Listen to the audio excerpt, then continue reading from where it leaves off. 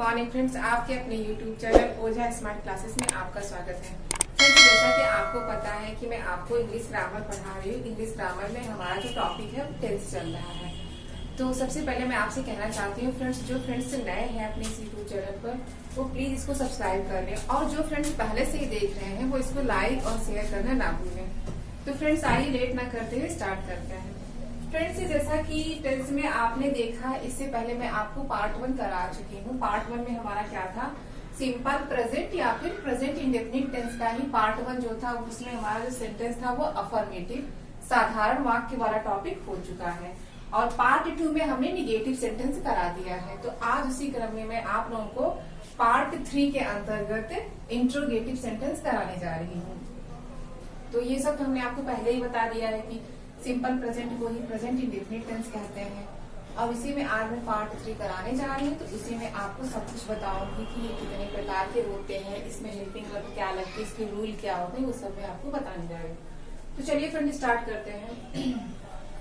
जो हमारा interrogative sentence होगा उसकी जो पहचान होगी वो होगा, इन वाक्यों के अंत में ता है, ती है, ते है आदि शब्द पाए जाते हैं। जैसे आपको जो भी सेंटेंस दिया जाएगा तो उसमें ये सारे वर्ड्स रहेंगे, तो आप समझ जाएंगे। और क्वेश्चन टैग भी रहेगा, तो ये सब देख करके आप समझ जाएंगे कि ये हमारा सिंपल प्रेजेंट का इंट्रोगेटिव सेंटेंस है। और इंट्रोगेटिव सेंटेंस के बारे में वैसे तो आपने इससे पहले भी पढ़ा होगा, तो जानते होंगे कि इंट्रोगेटिव सेंटेंस कैसे होंगे, लेकिन इस तरीके से आपको अभी तक किसी ने नहीं बताया होगा कि प्रश्नवाचक वाक्य 2 प्रकार के होते हैं। यहाँ पर देखिए, मैंने पहले ही आपको समझाने की कोशिश कर रही हूँ कि प्रश्नवाचक वाक्य हमारे जो होते हैं 2 प्रकार के होते कैसे हैं। यहाँ पर देखिए फ्रेंड्स, इंट्रोगेटिव सेंटेंस यानी कि प्रश्नवाचक वाक्य 2 प्रकार के होते हैं।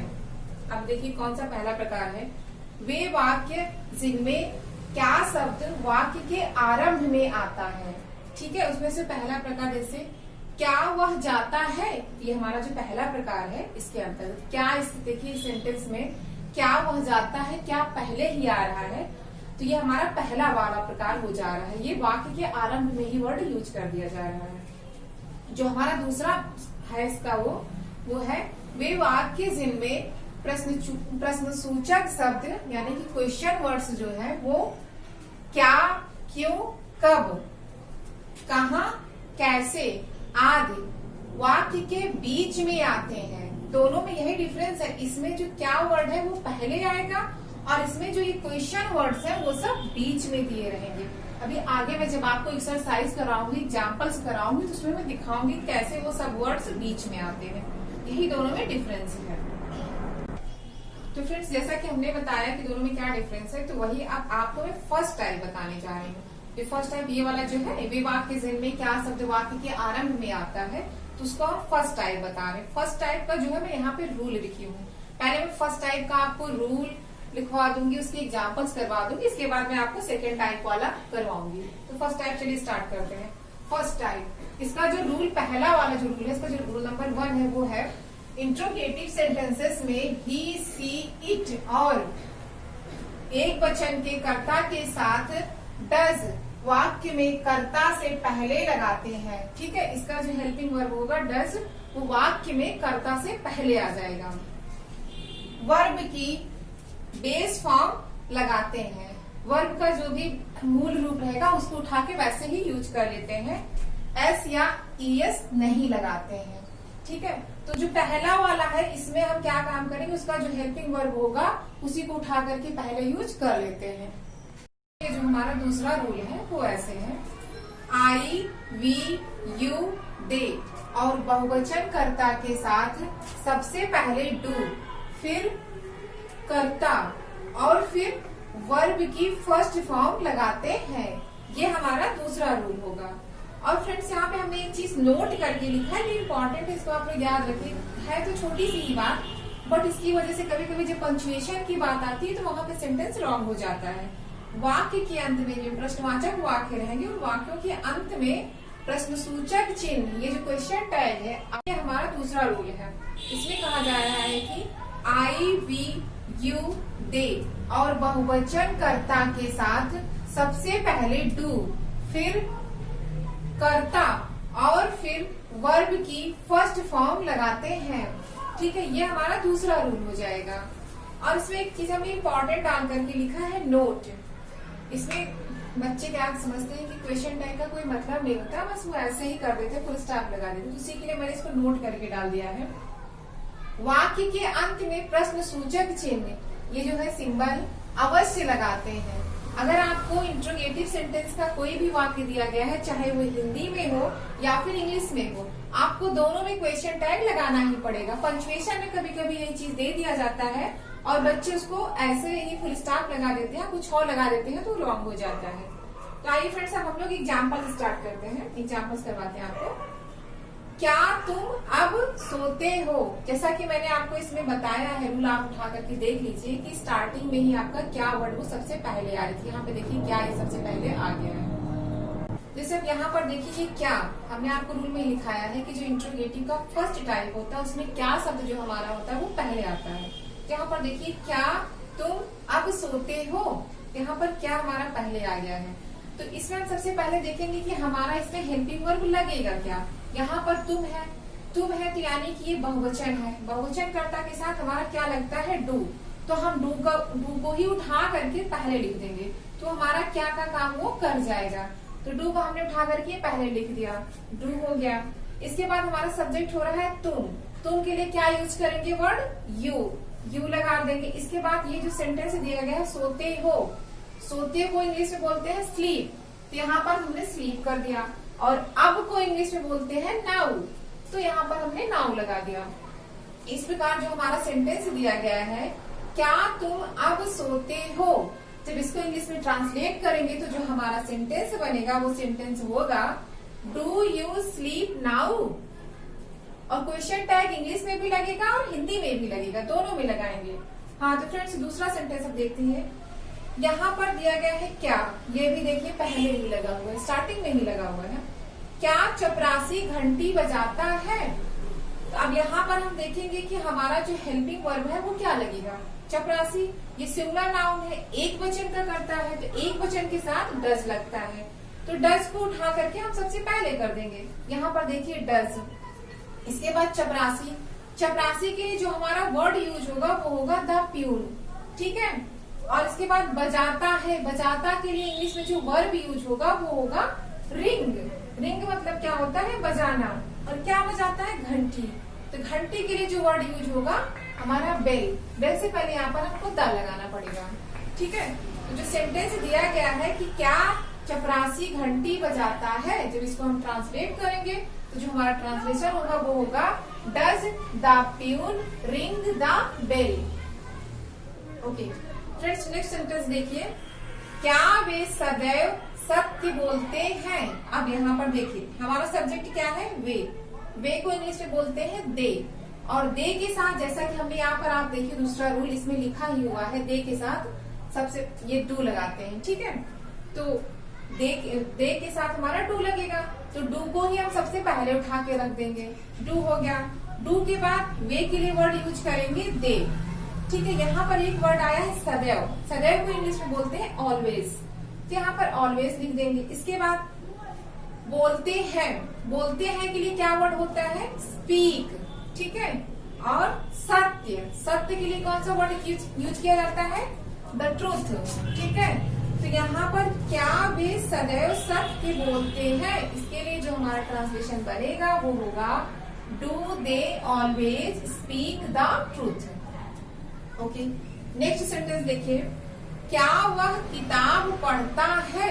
अब यहाँ पर देखिए हमारा जो सब्जेक्ट है कर्ता वो है वह हमारा सिंगुलर नाउन है, तो सिंगुलर नाउन के साथ हमारा लगता क्या है, डज को ही हम उठा करके सबसे पहले लिख देंगे। यहाँ पर देखिए डज को हमने उठा करके सबसे पहले लिख दिया। उसके बाद हमारा कर्ता क्या है, वह को इंग्लिश में बोलते हैं ही। और यहाँ पर पढ़ता है वो क्या बोलते हैं, रीड।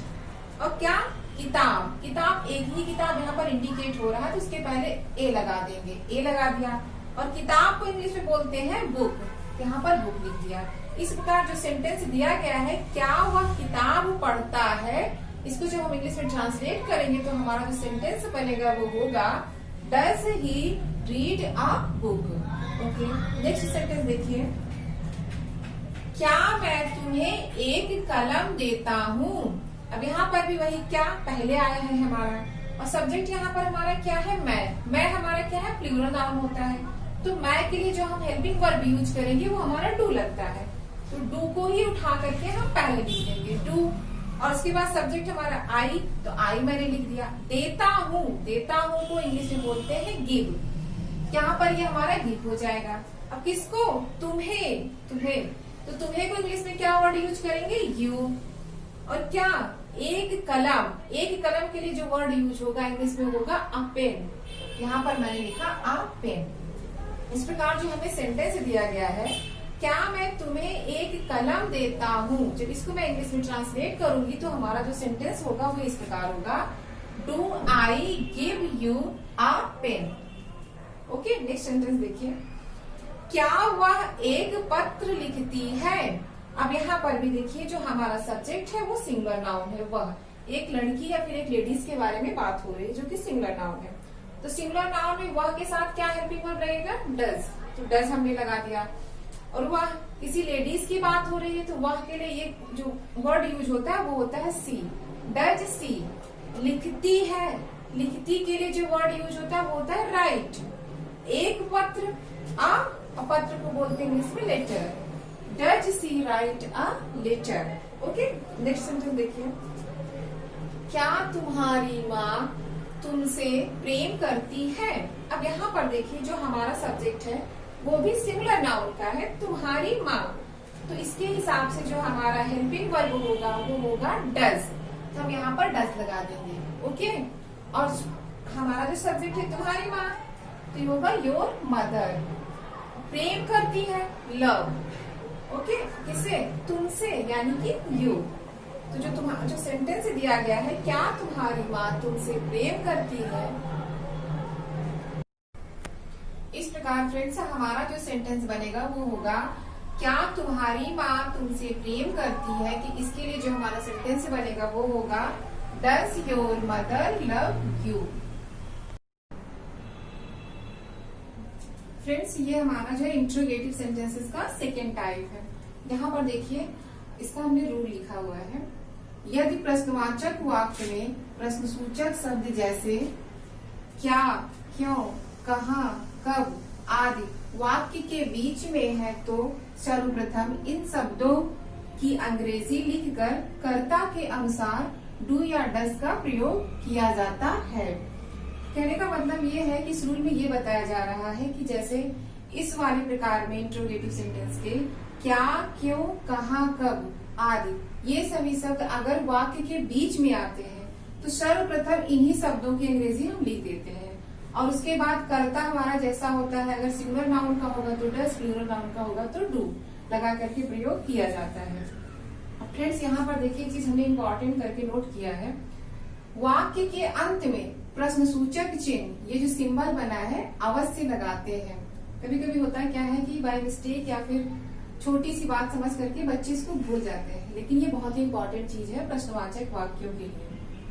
आइए फ्रेंड्स यहाँ पर हम आपको कुछ एग्जाम्पल्स करवाते हैं। जैसे ये देखिए, वह कहाँ सोता है। अब यहाँ पर देखिए जो हमारा क्वेश्चन है, वर्ड है कहाँ, वो हमारा बीच में यूज हुआ है। इसके पहले हमने जो आपको करवाया था उसमें जो वर्ड्स यूज होते थे वो स्टार्टिंग में ही आते थे, लेकिन इस वाले सेकेंड टाइप में जो हमारा क्वेश्चन वर्ड होता है वो बीच में आता है। यहाँ पर दिया गया है सेंटेंस, वह कहाँ सोता है। अब कहाँ की जो अंग्रेजी होती है वो होती है वेयर, तो हमने यहाँ पर वेयर लिख दिया।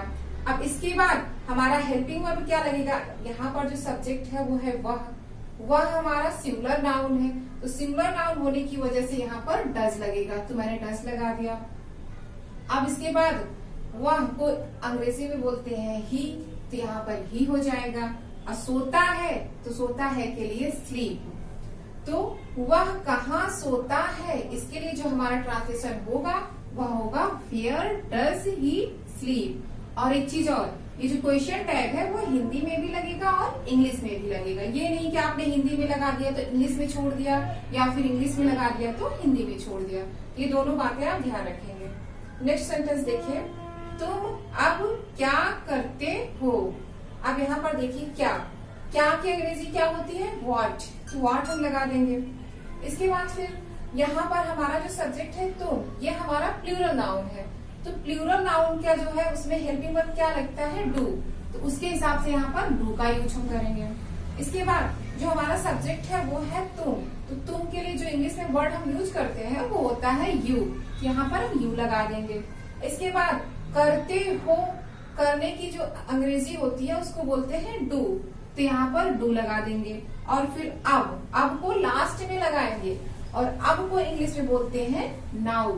तो इस प्रकार जो सेंटेंस हमारा दिया गया है, तुम अब क्या करते हो, इसको जब हम ट्रांसलेट करेंगे तो हमारा जो सेंटेंस बनेगा वो होगा what do you do now.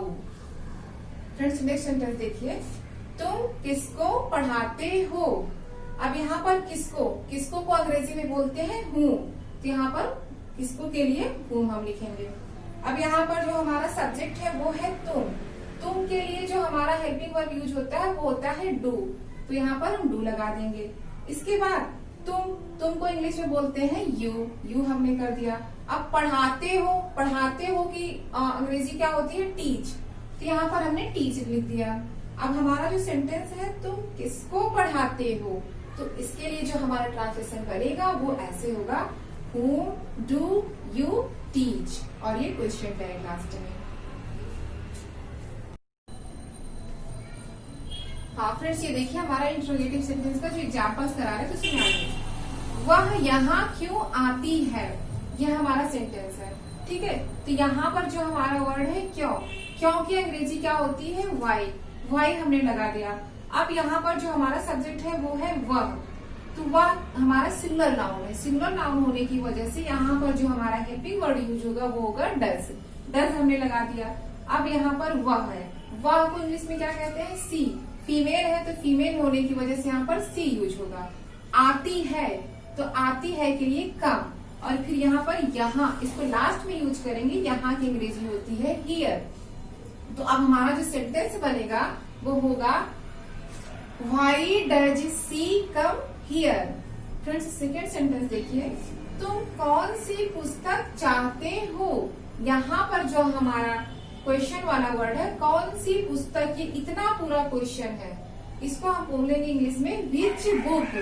ठीक है, तुम है तो तुम के साथ हमारी जो हेल्पिंग वर्ड यूज होगी वो होगी डू। Which book do. फिर तुम के लिए इंग्लिश में क्या वर्ड यूज करते हैं, यू हम लगाएंगे यहाँ पर। चाहते हो के लिए जो हमारा वर्ड यूज होता है वो होता है वांट। तो वांट हो जाएगा।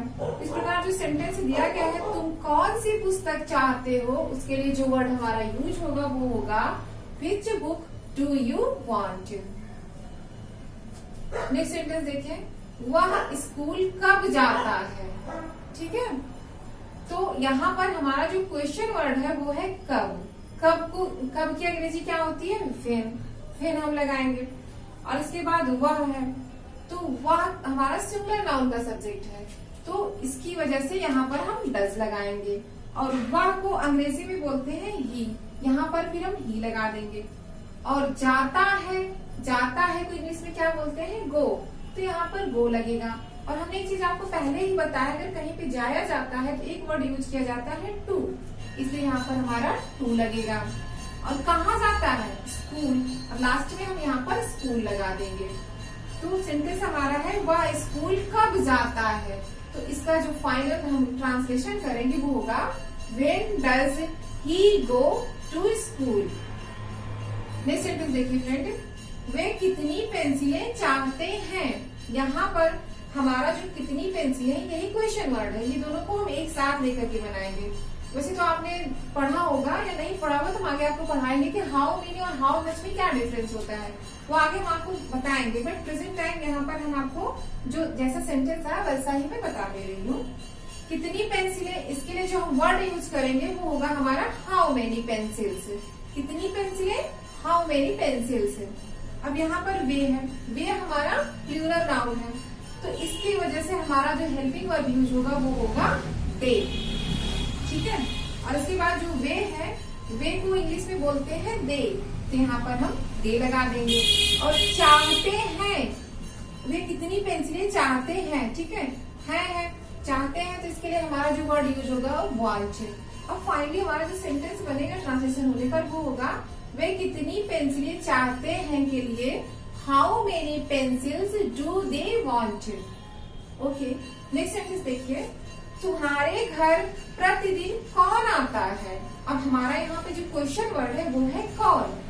तो कौन के लिए अंग्रेजी में जो वर्ड हम यूज करते हैं वो होगा हु। ठीक है, ये सेंटेंस थोड़ा सा अलग है और इम्पोर्टेंट भी है। हु के बाद जस्ट आता है, ये हमारा सब्जेक्ट की तरह काम कर रहा है। हु कम्स, फिर टू योर हाउस डेली, ये वाला सेंटेंस ऐसे ही बनेगा, who comes to your house. इस प्रकार हमारा यह सेंटेंस बनेगा, तुम्हारे घर प्रतिदिन कौन आता है। Who comes to your house daily. Friends, ये हमारा एक्सरसाइज है जो हमने एग्जाम्पल्स आपको कराया है। अगर आप चाहें तो इसका स्क्रीनशॉट ले सकते हैं।